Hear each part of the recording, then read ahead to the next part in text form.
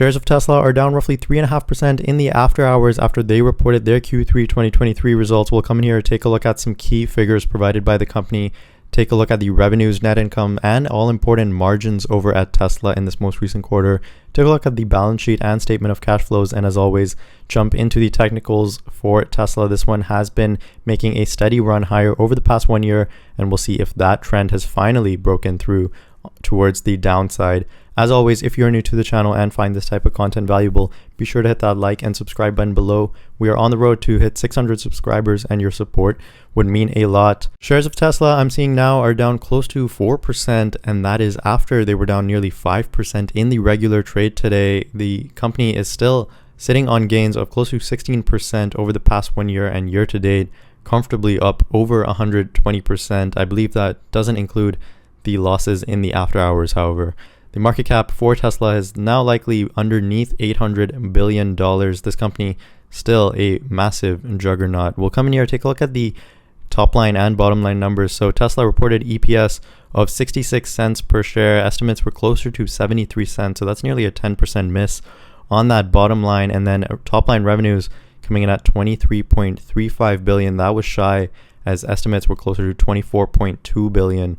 And so that was nearly a 4% miss. And that's partly the reason why shares are selling off. However, a bigger reason is likely due to margin pressures, and we'll come in here and take a look at that. But before I jump into that, I do want to point out the production numbers and delivery numbers we got, I think about a week ago. As you see, total production in this most recent Q3 coming in at 430,000 vehicles. That is up roughly 18% year over year. Tesla does break it down on a quarter over quarter basis. And so this left-hand column is Q3 of last year, and then this rightmost column is the most recent Q3. And so you see production was up roughly 18%. You see Model S and X production was down. However, Model 3 and Y production was up roughly 20%. Now on the delivery side, they did deliver more vehicles than they actually produced, as they delivered roughly 435,000 vehicles. That was up 27% year over year. Let me tell you, in this economic environment, delivering 435,000 vehicles up 27% is certainly not easy to do. And one of the ways that Tesla did that is by reducing their price on all of their vehicles. You see Model Y starting price, inclusive of all subsidies in the US, you see 36,500 roughly is the average starting price for these cars across the US. And so certainly prices of Tesla vehicles have come down massively. And look, while a lot of Tesla owners who purchased their cars in previous years are certainly not happy that they paid such a higher price compared to the price you can get now, Elon Musk actually talked about this on the conference call, which ended roughly half an hour ago. And he said, if you consider the monthly payment, because look, a lot of people are still unable to fish out the cash to buy a car in one purchase. And so the majority of car owners are still looking to finance their car through some sort of measure. And so Elon Musk actually mentioned that if you consider the monthly payment amount to purchase a Tesla, that has relatively remained the same. Even though prices have dropped substantially, the interest rates for buying a new car is so much higher that the monthly payment that a consumer would have to pay is roughly the same. And so in order to deliver all these vehicles, in order to have deliveries go up 27% year over year, in order to meet their long-term delivery goal for this year of roughly 1.8 million vehicles, they have to do that in some way. And so Tesla did have to slash prices, which ultimately does hurt margins in the short term. But I think long term, this was the right move, as they still want to continue to move volume, still gain market share. And while a lot of people are pulling back on purchasing big ticket items like vehicles, Tesla was able to keep that demand high by slashing prices across the board. Now, that certainly had an impact on their revenues and especially margins. Total automotive revenues coming at 19.6 billion. That was just up 5% year over year. We see energy generation and storage revenues were up nicely, close to 40%. And then services also up 32%, although those two segments are far smaller than your automotive revenues. And so total revenues coming at that $23.3 billion. That was good for 9% growth year over year. Now, if you're Tesla, growing just 9% is certainly disappointing. This is a company that is expected to grow over 20% in the upcoming few years. And so just posting 9% growth on that quarterly revenues is certainly disappointing, especially for a company like Tesla. You see gross profit was down roughly 22% on a year-over-year basis. That is a big hit to their gross profit. And then gross margins were down roughly 7.2%. And you see over the last 5 quarters, every single quarter, gross margins have been decreasing all the way down from 25.1% same time last year down to now just 17.9%. Now keep in mind, 17.9% gross margins are still quite strong. When you compare it to the rest of the auto industry, it's just when you compare it to Tesla's previous quarters, yeah, it looks terrible. Now keep in mind, Tesla is lapping this period, and then what is a headwind now in terms of interest rates and inflation will eventually become a tailwind, and Tesla over the next few years will be lapping these numbers of gross margins. And certainly if they can bring the cost of their vehicles down, which they did in this most recent quarter, and then continue to maybe slowly increase price as the interest rate environment decreases, yeah, they'll be lapping these gross margin numbers, and all of a sudden Tesla's gross margins will be growing for maybe 4 or 5 consecutive quarters. And in that case, it will look absolutely beautiful. Now, operating expenses did also rise 43% year over year. Those come in at $2.4 billion. And then income from operations down 52%, down to just $1.7 billion. You see even operating margins losing 9.6% right there. Those are now at just 7.6%.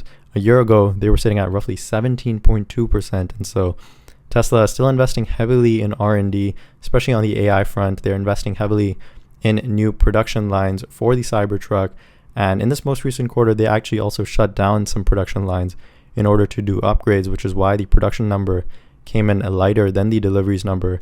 And so Tesla is still investing heavily in their business, and especially when their average selling price is coming down, when the interest rate environment is so high, when inflation is so high, they're trying to control cost on the actual goods sold, but they still are having a tough time controlling cost on that operating side, which ultimately absolutely hurts their operating margins. Now, speaking of the Cybertruck hurting operating margins, Tesla's first Cybertruck deliveries will happen on November 30th, the company announced. And so on their conference call and third quarter earnings, they said the delayed Cybertruck will have its first deliveries during an event on November 30th at the company's Gigafactory in Austin, Texas. And so Elon Musk said that Tesla is targeting 250,000 Cybertrucks per year in the future, but that unfortunately won't happen until 2024. Certainly the ramp up for the Cybertruck will be extremely difficult. This is a super weird and funky looking vehicle, and certainly the production lines over at Tesla will be working extremely hard. It's not a vehicle that we have seen before. And in the past few months, Cybertrucks have started showing up on the road. However, they've all been prototypes. And so we're looking forward to that November 30th event where the first Cybertrucks will be delivered, and seeing them on the road will frankly just be weird in my opinion. But we'll see how that goes. Certainly a popular vehicle based on pre-order numbers. Coming down to earnings, you see adjusted EBITDA, that was down 24% year over year at just $3.7 billion. Even EBITDA margins down roughly 7%, down to 16.1%. Net income and EPS both down roughly 44 and 37%. You see that EPS number coming in at 66 cents per share. That was down 37% year over year. Even free cash flow down a whopping 74% and coming in at just $850 million compared to a year ago where it was sitting at close to $3.3 billion. So a big decline in free cash flow. Now, will that hurt the company on its balance sheet? Yeah, certainly. But is the company still in a strong position in terms of their balance sheet?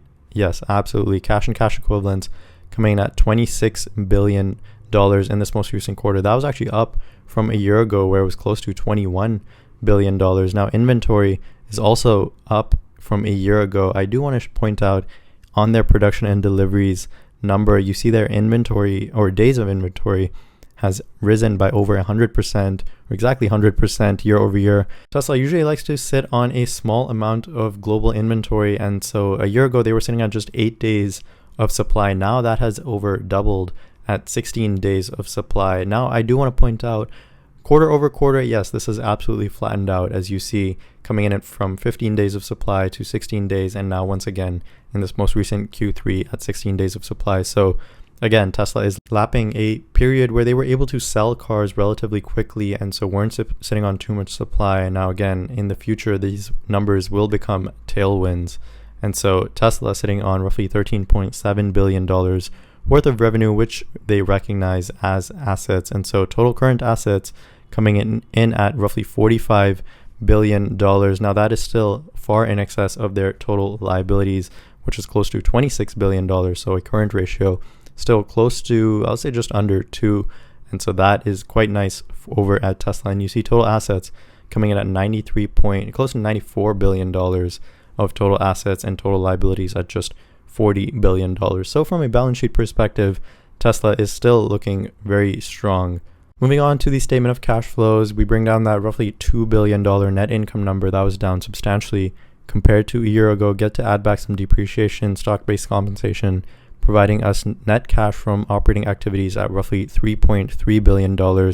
Now, Tesla does spend heavily on CapEx, and so they spent roughly $2.5 billion on capital expenditures and used a total of roughly $4.7 billion in all of their investing activities. They also look to borrow roughly $2.2 billion in terms of vehicle product financing. And so all things considered, Tesla adding roughly $700 million onto their cash in this most recent quarter. Moving on to the technical charts over at Tesla, this one is now down over 5% in the after hours, I see, largely due to, I think, those operating margin and gross margin cuts, and then Elon Musk being extra cautious about the ramp of the Cybertruck on the conference call. I know there are rumors around Tesla. Maybe they should start advertising their vehicles instead of cutting price. And certainly there is some validity to that. As you see these average selling prices coming down so much, perhaps Tesla should gain interest in their vehicles through advertising rather than slashing prices. And so we'll see if Elon Musk finally accepts that and maybe dips his toes into the advertising world as well. Now, this is a 1-year chart over at Tesla, and you see since January of this year, it's been making a series of higher lows. And finally, I think this trend is safe to say it is now over. As you see in the after hours, Tesla is closer to $230 per share, and so breaching this uptrending trend line by making this big red candle downwards. And so you see over the past 1 year, it had been on this uptrend, and then more recently, if you take a shorter term outlook, possibly the last 3 months over at Tesla, it was sort of making this wedge pattern or a series of lower highs, whatever you want to call it, and sort of consolidating in this tight range, and now finally breaking towards the downside on the earnings. Now, I think the first and more obvious level of support for Tesla would be closer to $210 per share. Certainly, it can find some level of support at this level of $230. However, I think because of a big break downwards, I think the first natural stop for Tesla would be closer to $210 per share. And then that is certainly a level where buyers can certainly materialize. As you see in the past, that has acted as a level of resistance a few times, and then more recently acted as a strong level of support. And so certainly I think $210 per share is the first level of support. Now, if it does breach that level, I think the next level of support is closer to, I'd say, $190 per share. And now that is a place where I personally would get excited in picking up shares of Tesla. Full disclosure, I do have a sizable position in Tesla in my portfolio. And so I could look to dollar cost average at close to $190 per share. Now, if you had missed it, I did a video on Tesla roughly a month ago where I did a full breakdown of this stock and gave my fair value and price target for Tesla. And so if you haven't seen that, do check that out. My fair value was closer to $190 per share. And so if Tesla does come down to that level, certainly from that perspective, it would make a lot of sense for me personally. Now, on the upside, I do see Tesla hitting its head on this uptrending trend line and perhaps maybe consolidating in this range for a while. Certainly margin pressures will be weighing on Tesla. Now, unless their November 30th event really surprises the street in some possible announcement they say or a new feature they add to the Cybertruck, perhaps if they see demand is absolutely crazy, yeah, this stock can continue to head higher, but actually wouldn't be opposed to Tesla consolidating really in this range until the end of this year And then perhaps in Q1 and Q2 of next year, when Cybertruck deliveries really start to ramp up and they start to lap these periods of tough growth, Tesla shares look to move higher at that point. And so in my opinion, right now, I would just sit back and wait for the price of Tesla shares to come down to this level of 210, and maybe look to pick up a share or two at that point.